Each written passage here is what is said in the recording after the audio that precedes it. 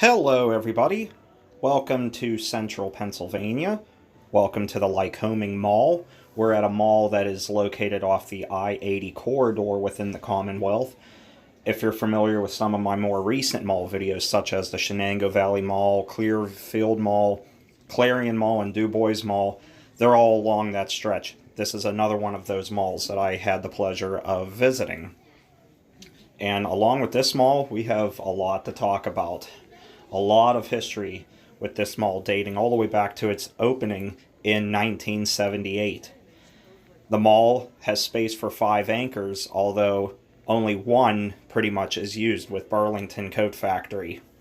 It originally opened with a BG, Hess's, and Sears, all of them which are gone. In the 1980s, Bon-Ton moved into the mall with an expansion in 1985, which added 115,000 square feet. And in the late 80s, JCPenney moved into the mall, all which are gone now. I mentioned the mall having a Burlington Coat Factory. It opened up in March of 2008, replacing the old Value City, which sat in its place. And even though a few stores opened up in years after that, such as Books A Million, replacing an old Borders store, more stores have left this place in the last 10 or so years than opened, including The Gap, Radio Shack, and since I filmed this mall back in January, Hot Topic left, as well as a handful of others.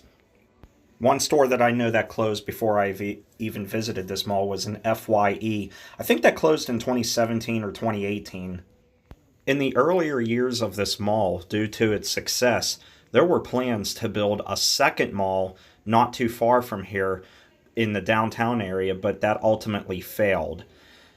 In 2015, things started to turn at this place. In 2015, the mall was up for sale by the Pennsylvania Real Estate Investment Trust, and in 2016, Cohan Retail Investment Group purchased the mall, and if you know anything about Cohan, their track record for malls is not very great. Although I'll say they did a pretty good job of making improvements at the Fort Steuben Mall. At other malls, I really haven't seen any improvements, nor have I been there enough to give it my 2 cents. But their track record's not too good, and it kind of shows, and I'll get into that in just a moment. But in 2017, this mall took a triple blow, with losing 3 anchors in just a little over a year's time. And with that, in 2017, in March, the Macy's closed, JCPenney closed in July of that year, and then in early 2018, in January, Sears announced it was going to close. And with the Bon-Ton, that closed in mid-2018 as the whole company announced Chapter 7 bankruptcy. In 2018, the mall lost power in August due to the owner not paying the electric bill. However, it was reopened the next day. In 2019, the mall faced a sheriff's sale due to unpaid bills to the Lycoming County Water and Sewer Authority. The auction did not occur because Cohan did manage to make a partial payment. Now, its struggles continue, though, as this place has seen more stores leave than open up here. Now, when we were here in January, a couple of stores were closing up because they're seasonal stores. We were here just after the holidays, and, around holidays, a lot of malls get some pop-up shops. So while it was nice to see some extra spaces filled, we know it's sad that they're going to be remaining empty for the majority of the year until the next holiday season, if they should reopen. And right now, with the whole virus situation going on, who knows what kind of a toll that may take on this mall, and let alone some of the smaller independent stores here. Before I forget, too, I did want to mention that this mall was originally a Crown American property, which built such malls as the Nittany Mall and the Uniontown Mall. Maybe not built them, but they owned those ones, and since have sold a lot of their malls off to other real estate firms. And it's a shame because a lot of their malls have character to them. And you'll see that here as we continue on with this video. Some of the aesthetics in this mall are absolutely stunning.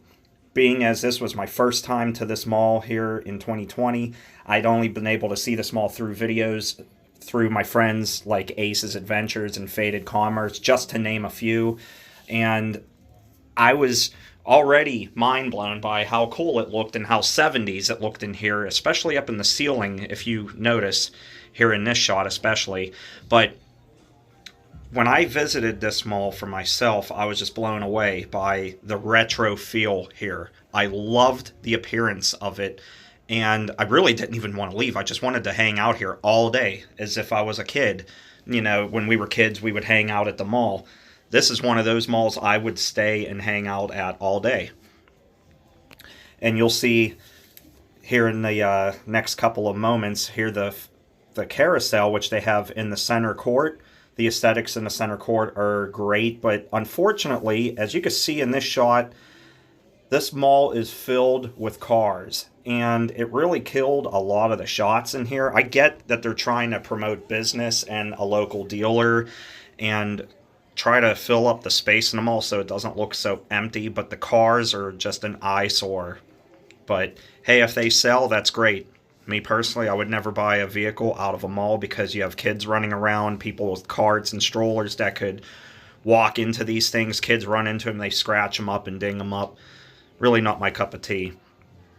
But you'll see later in the video too, aside from the aesthetics, the amount of plants down by the old Macy's, which is now a storage facility, and Dick's Sporting Goods, they have these beautiful plants with these really, really beautiful 70s aesthetic, how should I say it, decor in the middle of the mall there with the browns and oranges and tan colors. I mean, this Arby's right here ought to give you an idea of how old the mall is. I first saw this in Anthony's video. I thought it was pretty cool to see it, and I was pretty much mind blown to see this for myself, considering I've never seen an Arby's like this old, because the malls here in Pittsburgh that I went to never had anything like this. So that was a pretty cool sight. Here we come up on some of the planters here in this wing of the mall going towards the Bon-Ton, and off to the left where the J.C. Penney was. The skylights, the aesthetics, the planters really gives this mall character. I hate to see it struggle. I don't want to see it struggle. I want to see this place thrive. And as others have mentioned in their videos too, when you're in a rural area like this, the mall survives. Even though it's struggling, it survives because it's the premier shopping destination in the area. So without the mall, where are people going to go shop besides Walmart? Since I filmed this too, the Kmart is now gone. When I was here in January to film the mall, I actually stopped at that Kmart and filmed it as well, as it was closing, and it is now gone over in Williamsport. So if you're in the Williamsport area, Muncy area, or Pennsdale area, as this mall's website says it's located, it's within Muncy Township. There's not a whole lot of options out here. So I don't want to see the mall fail. I do want to see it thrive and continue on, but with Kohan owning it, it's up in the air. It's really hard to say. I wish I actually lived closer because I would frequent this mall a lot because I love the aesthetics of the place that much. Just a couple more things I wanted to get to you guys before I stop talking is, if you noticed at the beginning of the video when we were driving onto the property, you might have noticed the huge archway that we drove under. That is actually called the Haddon Arch. I hope I said that correctly. It is named after Israel Haddon, who designed it in 1977. The arch was purchased by board members from Hess's and Crown American, with its dedication being in November of 1978, fitting right after the mall opened. It's cool because you don't see that at any other mall. Sure, malls have their own unique characteristics.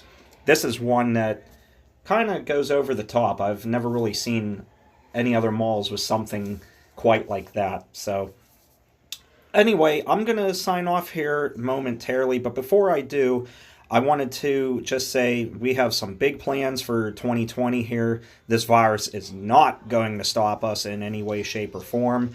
We're finalizing some details. I know it's kind of hard right now with me being out of work, but eventually we're going to be going back to Texas this year, Kayla and I, to visit her family, and we have already an itinerary of things we plan to film when we head back down there.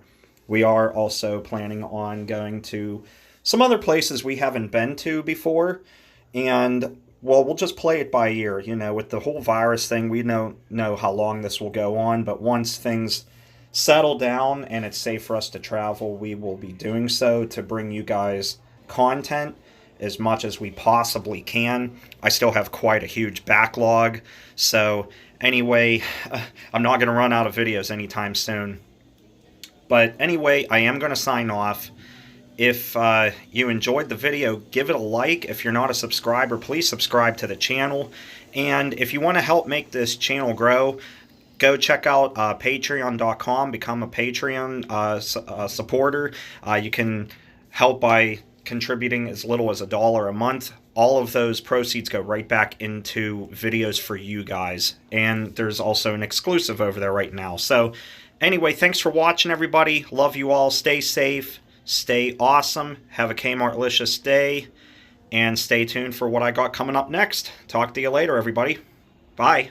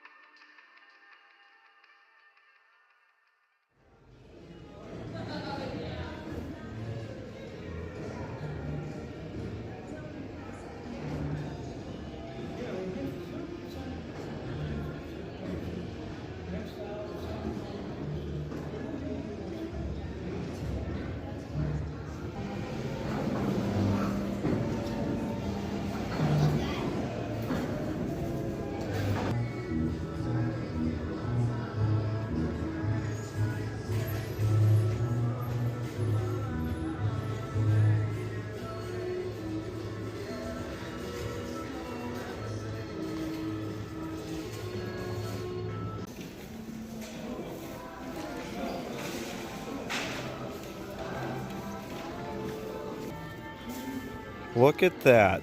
Look at that. Mr. Security Officer is the one that's locked up. You going to tell me I can't take pictures?